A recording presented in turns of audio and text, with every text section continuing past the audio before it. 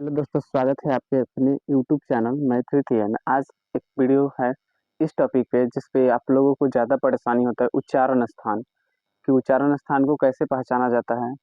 कैसे पहचाने कि ये वाला वर्ड जो है, ये जो अक्षर है कहाँ से उच्चारित मतलब उच्चारण होता है, इसका निकलता कहाँ से आवाज़। ये सारी इस वीडियो में कॉन्सेप्ट क्लियर होगा। ट्रिक के साथ अच्छे से पढ़ेंगे, अच्छे से जानेंगे। इस वीडियो को देखने के बाद आपके एग्जाम में 11 12 9 10 कोई भी एग्जाम हो, आपके 2-3 नंबर पक्के हो जाएंगे, क्योंकि आप भी जानते हैं इस चैप्टर से 2-3 नंबर के क्वेश्चन पूछे जाते हैं। तो उसको आप लोग ध्यान से समझिएगा, ट्रिक के साथ भी और कंसेप्ट के भी साथ। पहले कंसेप्ट समझते हैं फिर ट्रिक समझते हैं, क्योंकि जब तक कंसेप्ट नहीं आता है ट्रिक कुछ काम नहीं करता। तो देखिए, सबसे पहले हम क्रम याद करेंगे एक चीज का। देखिए, सबसे पहले यहाँ पे कंठ आता है। कंठ, ध्यान से समझिएगा। पहले यहाँ पे कंठ आता है, फिर आता है मूर्धा। देखिए, कंठ, मूर्धा, एक सेकंड, कंठ, तालु, ये जो ऊपर दिख रहा कंठ आता है, फिर जो खाल वाला हिस्सा होता है तालु आएगा। चलिए हम लिखते चलते हैं। एक नंबर में कंठ,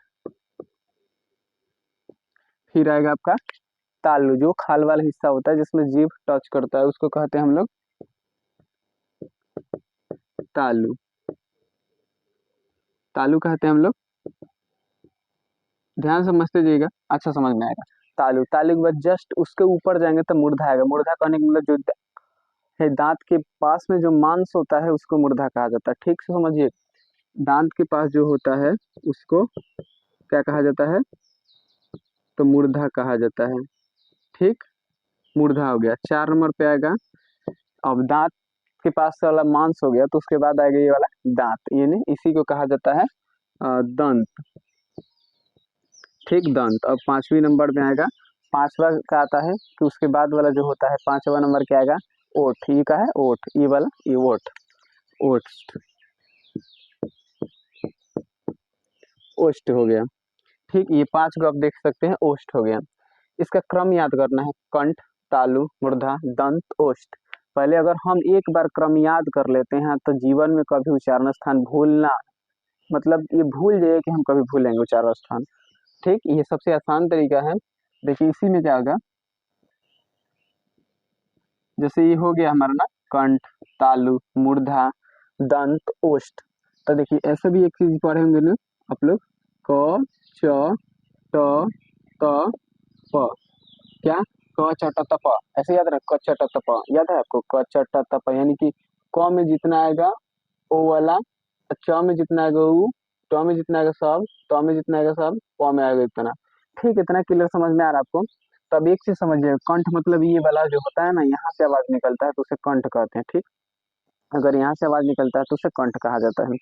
जैसे समझिएगा, कंठ में क्या आ जाएगा? ख आएगा आपका, फिर आएगा ग, घ।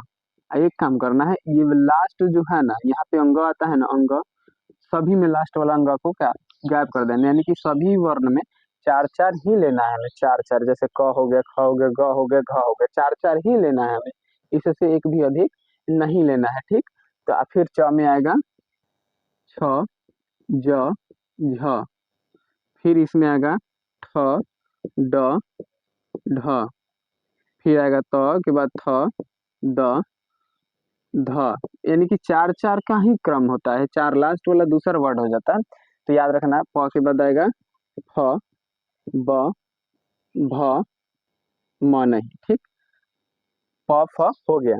क्लियर समझ में आ गया? तो इसका मतलब अब क्या समझ में आ रहा है कि जो कंठ है, कंठ से आवाज निकलेगा क, ख, ग, घ।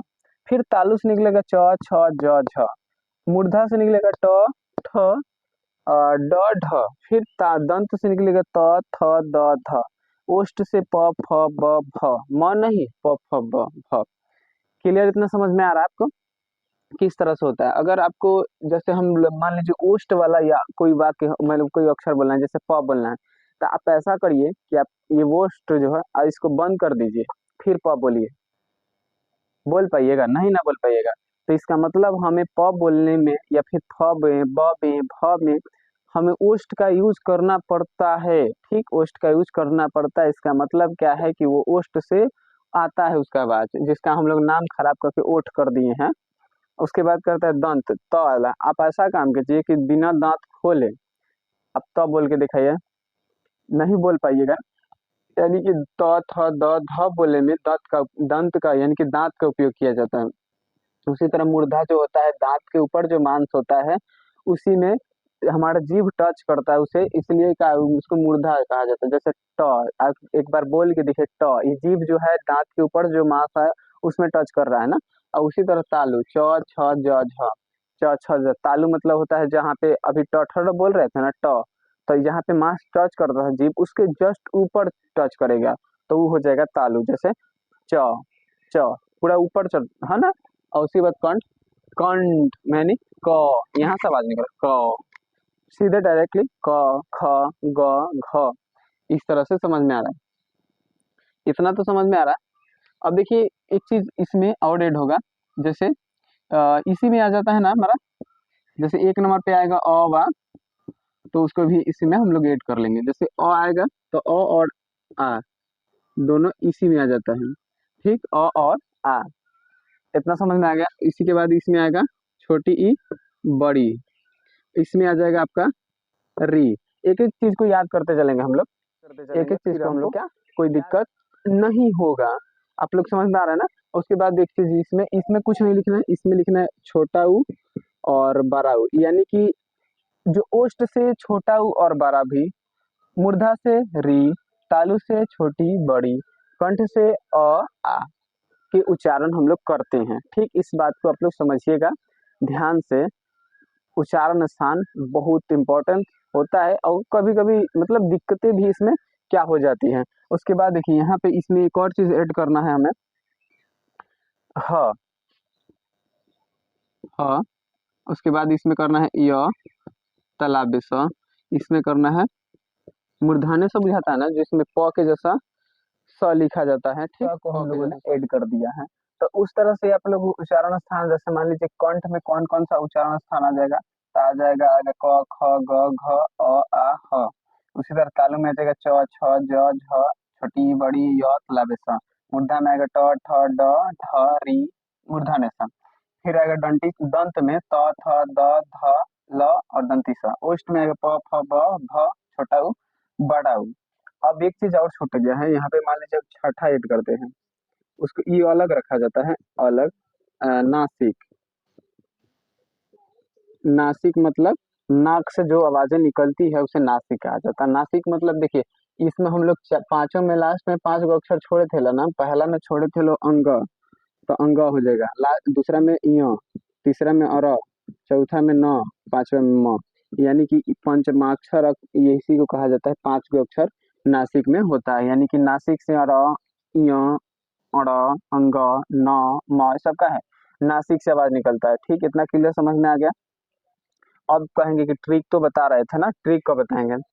तो देखिए यहाँ से हम लोग को ट्रिक जानने का प्रयास करेंगे। जैसे देखिए सबसे पहले ये तो क्रम आपको याद है, कंठ तालु मूर्धा दंत ओष्ठ, तो हम यहाँ से डायरेक्टली लिखेंगे के टी एम डी ओ, यानी कि क्या पढ़ेंगे हम लोग, जैसे मांगे ना आपका भी रिया होगा तो आप क्या मांगेंगे कि केटीएम हमारा चाहिए, तो क्या कहोगे केटीएम दो, यानी कि केटीएम दो, केटीएम दो। तो क्या के से कंठ और के से क, यानी कि कंठ में केटीएम दो, यानी कि के से कंठ और कंठ पहला आता है, यानी कि क भी पहला आता है, तो क में जितना है सब। देखिए ये ट्रिक क्या करेगा, सिर्फ क वाले को याद करने में सहायता करेगा, यहाँ से यहाँ तक ले इधर वाला सहायता करेगा। ठीक, तो के से कंठ यानी पहला वाला तो क ख ग, टी से तालु यानी कि तालु 2 नंबर पे आ रहा है तो च भी 2 नंबर पे आता है तो च छ, एम मूर्धा यानी कि एम से मूर्धा 3 नंबर पे तो ट 3 नंबर पे आता है। दंत 4 नंबर पे आता है तो इधर त 4 नंबर पे। ओ से ओष्ठ यानी कि पहवा 5 नंबर पे आता है तो 5 नंबर पे। उम्मीद है कि ये वीडियो बहुत अच्छा लगा होगा। अच्छा लगा है तो चैनल को सब्सक्राइब, या फिर वीडियो कैसा लगा कमेंट में जरूर बताइए, समझ में आया या नहीं आया, फिर कोई डाउट रह गया उसको भी कमेंट में बता दीजिएगा। मिलते हैं अगले वीडियो में अगले चैप्टर के साथ।